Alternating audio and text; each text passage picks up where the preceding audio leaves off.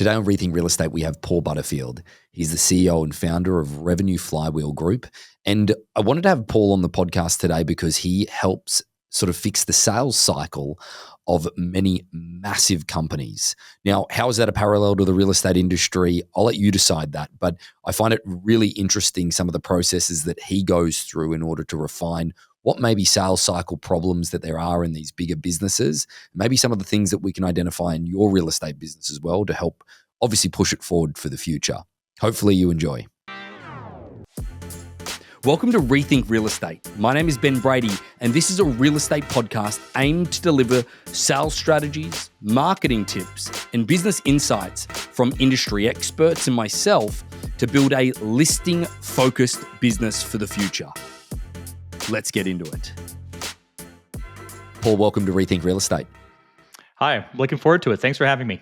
No, I think that the thing that I'm fascinated with is your journey through sales industries, but we'll get into that. First and foremost, question that I ask most of the time is, why should someone hang around and listen? What I think they're going to find beneficial, most beneficial, at least in this conversation, Ben, is that I've had the opportunity to be part of. I've sold. I've been part of a lot of sales organizations, some very well-known world-class companies even, but it doesn't matter. The thing that I've consistently seen is that salespeople and sales organizations, because I'm sure you've got brokers and others that have agents reporting to them that listen, are far too focused on internally what's going on in the sales process, and rarely are they focused enough on what the prospect is going through, where they are in their process. And I've learned a few things along the way and been able to advise some organizations on it. And I think that's what your listeners will take away from this.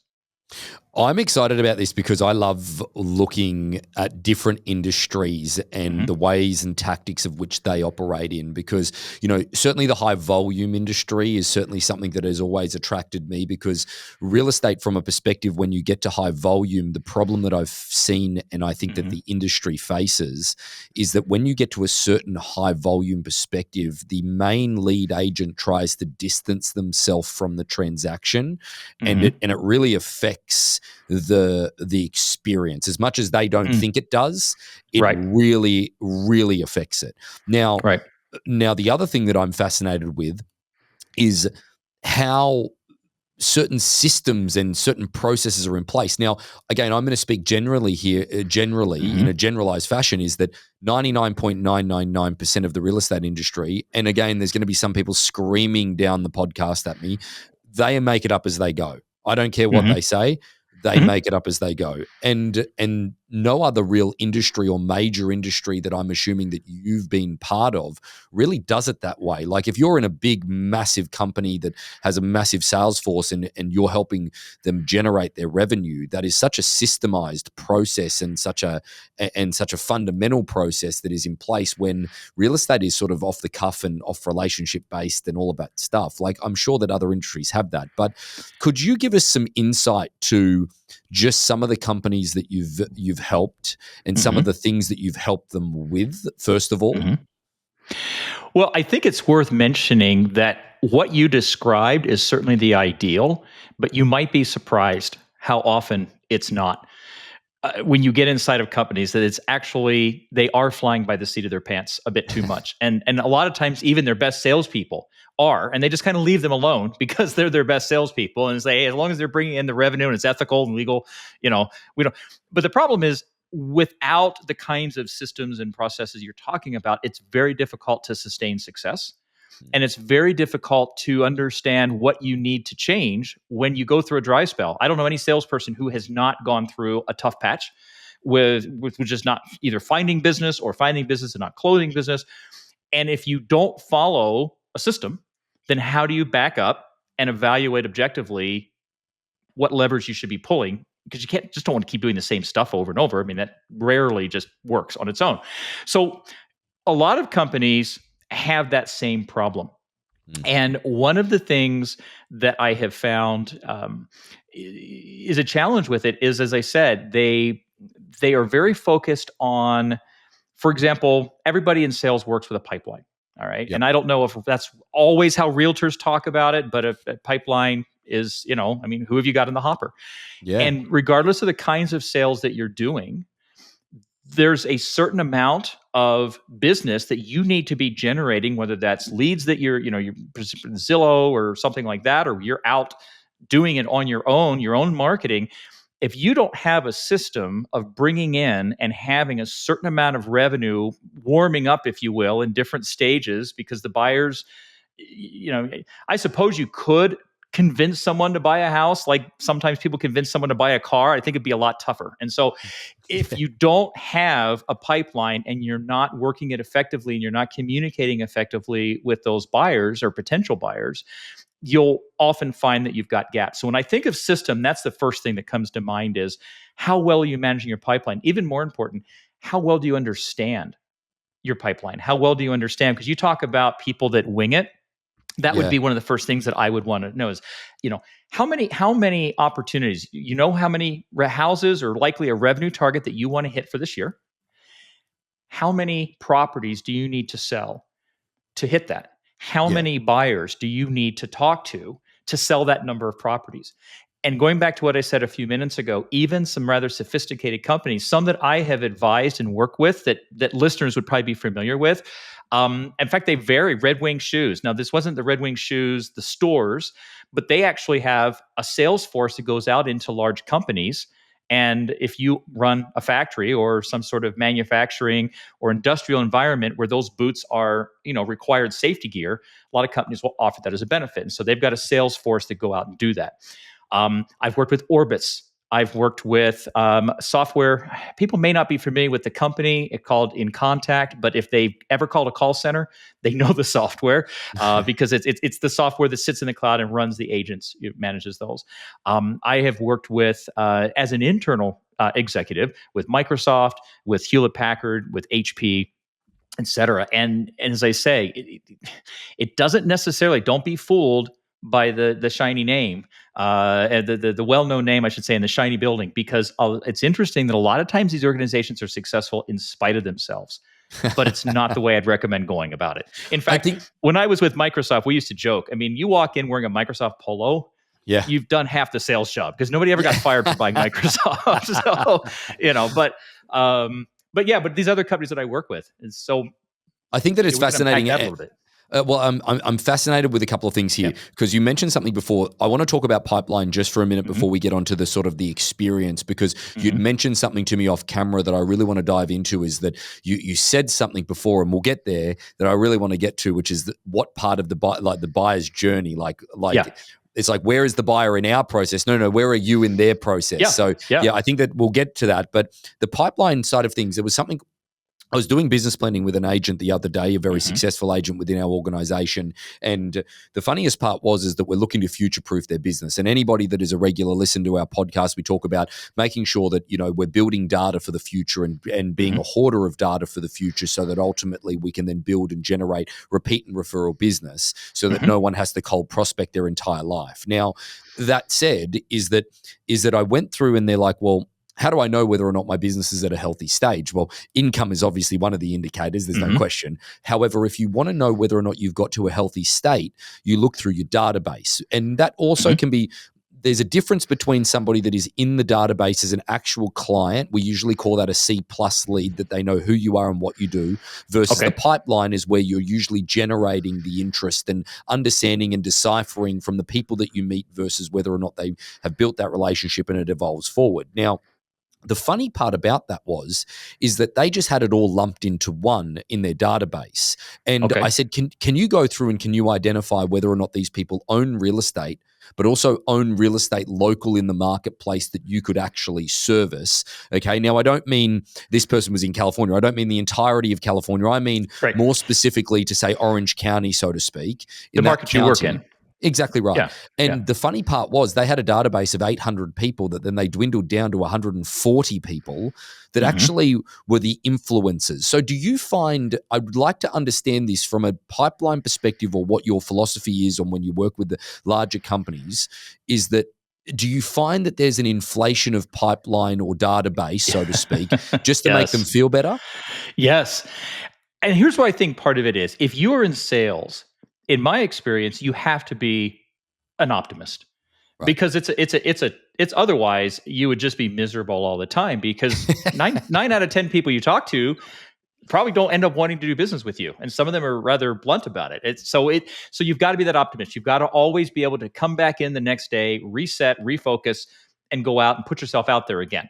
And I just don't think you could do that if you're not. But the problem with being an optimist is you tend to have, sometimes you'll hear sales organizations or sales leaders call happy ears, right? You tend to see or hear opportunities that aren't really qualified, that you maybe didn't do enough to really understand them and realize that you never really had a chance with them.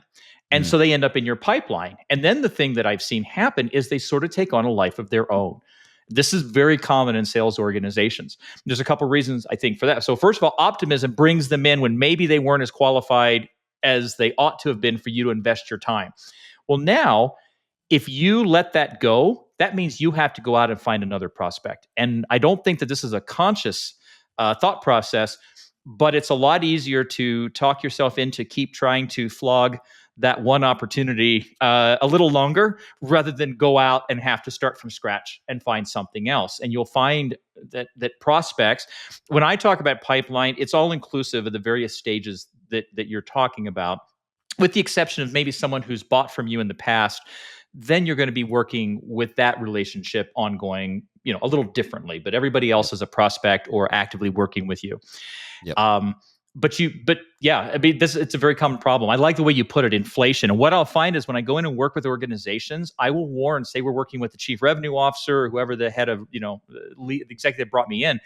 I'll warn them up front after I start to see the signs of this, that part of the process of making things better is you're going to see your team's pipeline shrink.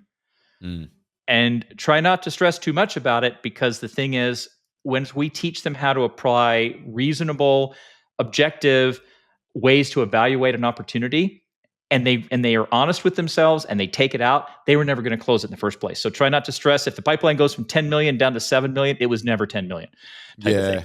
So that's a solid point. That's such a great point. Common. I think that's one of the things that most people, when you're doing business planning with somebody or you're getting a third party's perspective into that, like what you're doing in a consultative basis, is that it's one of the real prickly points to whether or not this is going to be a relationship where you can evolve it any further, is where you get them to be very realistic from a qualification perspective. You get to realize the delusion of grandeur scale, within that moment of qualifying the people that are there in their pipeline, or what the qualification or lack thereof process ultimately is. Now, I want to segue at this point, and I want to get into, Paul, I want to get into that journey comment that you said, because this is obviously one of the big things in this process, is that I think that the part of real estate, if we're going to draw a parallel that is interesting, is that you make the sale on, like, let's say yourself and your wife end up wanting to sell your property. You then interview a couple of agents and you make essentially the purchase, if we're trying to draw the parallel of the product being me to represent you, and you make that decision. So you've already made that purchase. And then once you're in that purchase, it's very quickly identified whether or not you've made the right decision to employ me as the realtor or not when you're selling your real estate. That buyer journey, or that that we talk about within, the companies that you consult, whether they're selling, a sales as a service, like a SaaS product, whether they're selling like whatever it is, like shoes, like you made mention, travel, boots, anything. Yeah. Right. Is that it's there's some type of parallel with all of these industries with real estate, but I think that the heightened part that's a little different is that it's one of the largest transactions, and there's a great deal of emotion that can lead to those delusions in that. So I want to talk about the journey of maybe a seller and maybe a buyer through that process, and how you go through and explore that journey with other companies with what they do. So this may strike people initially as they may not get it right away, but I want to go down this path for a little bit. And that is, do you really understand who you're in a lot of companies will call it ICP, ideal customer profile. Do you really understand who your ideal customer profile is? I would wager that a lot of realtors don't. And that's nothing on a realtor. A lot of salespeople, a lot of marketing organizations, et cetera, that I work with, again, just really don't. They kind of know who buys, but they haven't made a study of it. And the purpose of making a study of it is, well, there's lots of benefits there. First of all, when you're doing your marketing, you can be more effective because you're targeting people that can actually buy. You're targeting people, if you've got certain niches in your market that you have specialized in, or perhaps that you're just, have had a lot of success in, then how do you go find a market to potential buyers for that? How do you, when you meet with those buyers, you said something at the beginning of the call about relationship sales. And I would agree that you need to have a good relationship with your realtor because, again, there's so much emotion. There's so many things that can go wrong and sometimes do. The loans, all kinds of stuff can go sideways. So, but I caution people not to be over reliant on relationships. That's another common thing that I see in sales of all types is people just think, okay, I'm a people person. Right? People like me, therefore I can sell. People need to not dislike you. I'll grant you that. But if you are, one of the things that I will tell sellers is people buy from others. And in this case, you're not really buying from the realtor, but you're buying the service from them. People buy from others that meet a few criteria. If they end up being a friend, that's cool. But number one, are they authentic? Right? People less and less have time for inauthentic and salesy tactics and approaches. I don't think people ever liked it, but it's just nobody's got time for it now. Number two, are you competent? Do you bring something? Do you bring experience if you're new and you don't necessarily have the experience? Do you bring knowledge of some other sort? Do you bring resources to this that I feel comfortable as someone trying to sell a home or someone out trying to buy a home in what's been a very difficult market? I mean, interest rates and things that have been going on. Do you have competency that I can trust? I feel comfortable. I feel like I'm not going to end up in legal problems or escrow problems, that sort of thing, because you don't know what you're doing. And the third thing, right? Authentic, competent, and can you empower me to do something that I can't go out and do on my own? Those three things will result in a successful selling relationship. If you happen to like each other, that's just a nice bonus. Yep. So if I take that back to realtors, most of the time you are providing a service that they can't go do for themselves. Yeah, I mean, sure, there's FISBOs. I mean, there's people who sell, but we all know that the pitfalls of those types of transactions. And so as a realtor, you need to believe that and feel like you are bringing something to them and helping them do something they can't do. And that's the other thing that I would mention is feel confident. Even if you don't feel confident, don't give that vibe off. Because if you have done your homework, if you understand your ideal buyers, if you understand your market, if you understand options for financing, that different people have different needs, you are bringing a value to that relationship. And you should really feel that inside. Too often, sellers act as supplicants and they act as if prospects are doing them a favor spending time with them. And to me, again, that's not right. That's not an ideal relationship. Sure, you're grateful that they're talking to you, but you are bringing just as much to the relationship as they are. And you should reflect that. Yeah.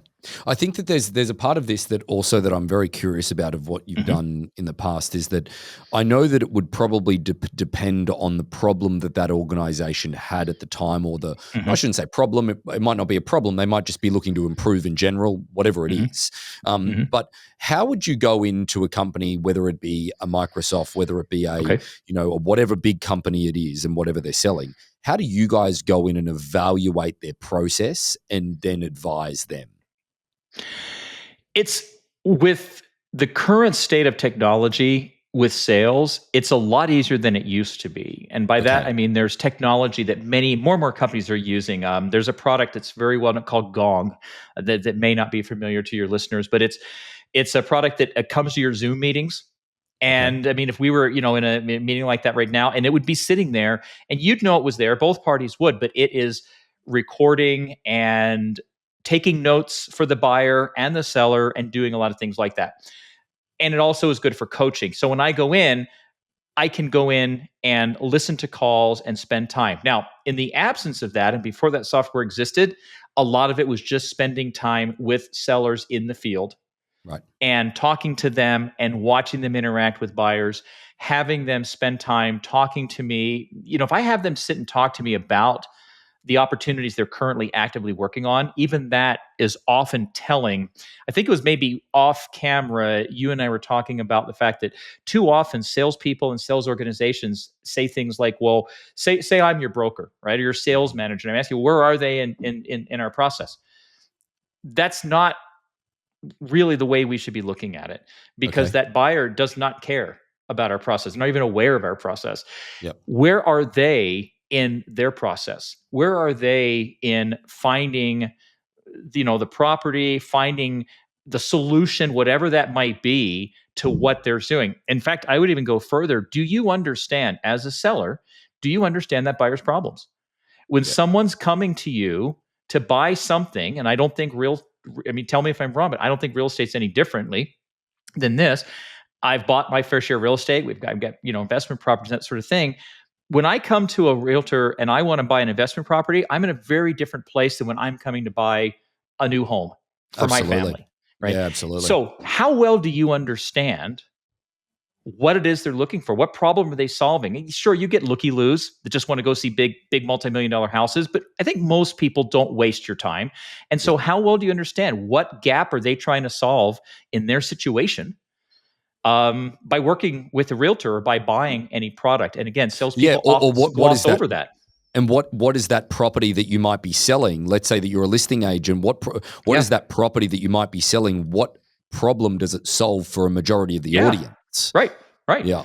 Yeah, Yep. it's because it's not going to be the same for everybody, and sellers often go too quickly into features or demos. And Mm. in the real estate world, I would think that you could easily do. How many beds and baths do you need? How Yeah. many car garage? Those are important things to understand at some point. But why? Why are you looking? Right? Yeah. Tell me about your current home. Tell me about your current space, whatever it Yep. is that you're in. What do you love about it? What's working for you? What's not working for you? Because clearly you wouldn't be looking if everything was exactly as you liked or Yep. as you needed. Or perhaps they're an investor, right? Are you looking to flip? Are you looking for a long term? So understand the problems that they're trying to solve, Yep. because then you're also seen as a very different type of seller that's not just hustling a product or hustling a service, Yep. but you're actually solving a problem. And pure sales is really what that is when it's done well. Now, I guess that one of the things I'm curious about, and this might be completely off topic, and it might have zero Mhm. relevance, but I'm just individually curious about this.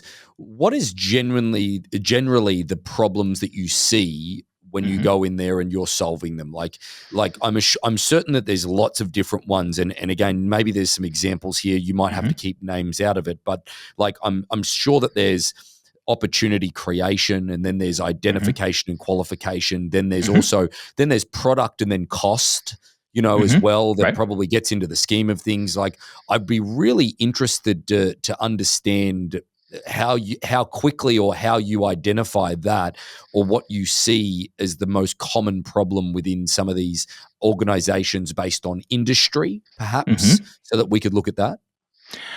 I Most of the problems that we're talking about or that we can talk about are really, it's what's always fascinating to me is they transcend hardware versus software, Hmm. product versus services. In my experience, so I mentioned that I had done work with Agencia and Orbitz, and they're a travel service, and you can go on their website and you can book, you self-serve, yet they have a sales force. So if you're going to engage with their sales team and not just self-serve, there's got to be a reason for why that is. Yep. That organization wasn't particularly good at finding that out. And this is going back a number of years, but that was one of their challenges is they would just, what sort of, there's a fine line between offering great service and also understanding and making sure that you're offering the right service. And so if people come to you and travels, this is what made me thinking of this. People, they come in with preconceived ideas of what it is they need. They may be right, they may be wrong, but you're not doing them a service by not questioning and understanding again what is it that they're trying to accomplish. What's that gap? Yeah. Most people don't have so much money that they can spend it if Yep. it's not going to solve some problem in their life Yep. and something that they're trying to do, some current state that they're not satisfied with. It's Yeah. on us as sellers to be curious and authentic enough to understand that. And even if you are new to an industry, and so I'm going to go out here and say I think it would work for real estate as well, you can still be curious. You can still do your homework. You can still bring value to a conversation. And you shouldn't, you should prepare, you should do that.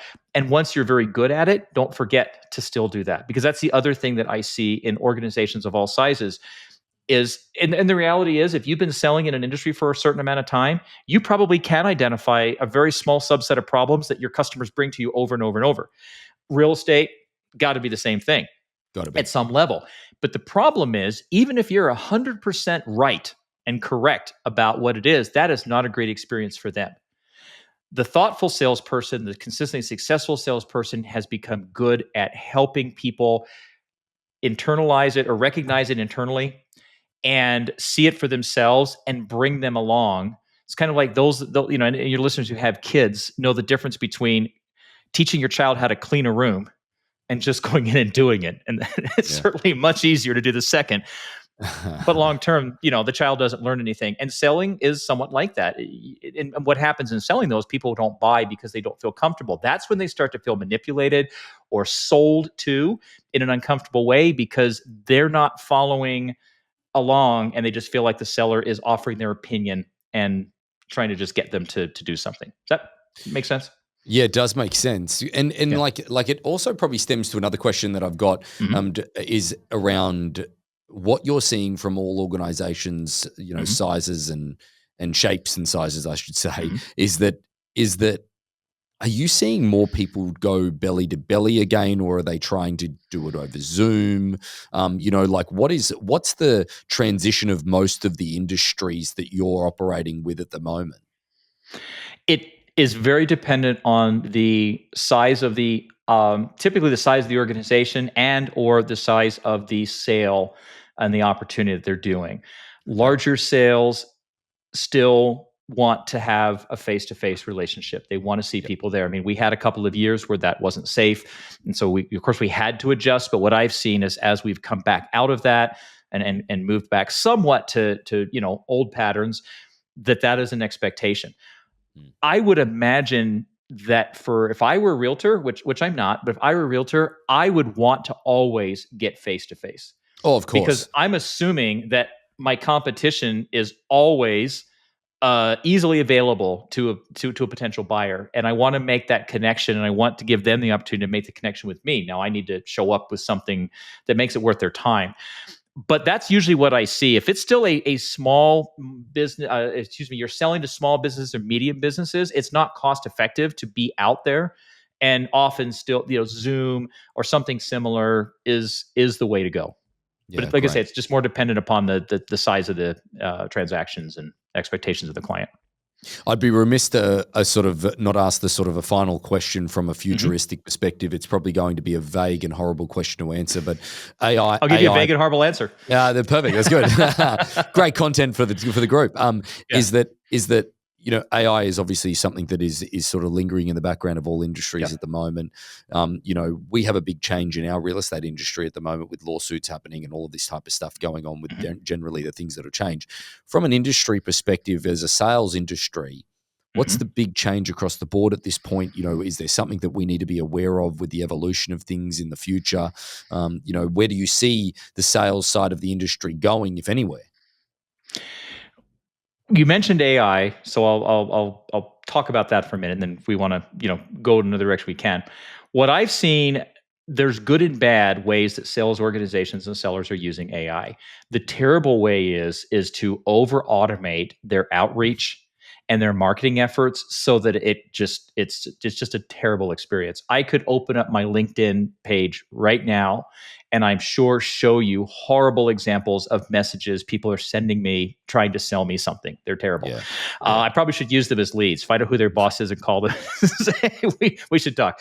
But the good thing that AI is allowing for sales organizations is when you are trying to come up with when you're putting together proposals, when you're putting together copy, when you're putting together or researching on a prospect, researching a market, AI is going to be able to do so much of that legwork. I took a class earlier this year done by the MIT. It was MIT's business school, Sloan Business School, and also their AI lab. And I remember my favorite quote from it, from the instructors. He said that, people are worried about AI taking their jobs. And he said, from his perspective, that wasn't it. What they were going to allow, AI was going to allow them to do, if they were smart about it, was let them do more interesting jobs. And he went on to explain that the current state of AI is like a really highly educated, brand new, out of college intern that you've hired who knows a lot but has little experience. And what are the things that you could ask them to do that they could be successful at that would help you in your business versus the things that you would keep for yourself? And so I thought I've started sharing that advice with sales organizations.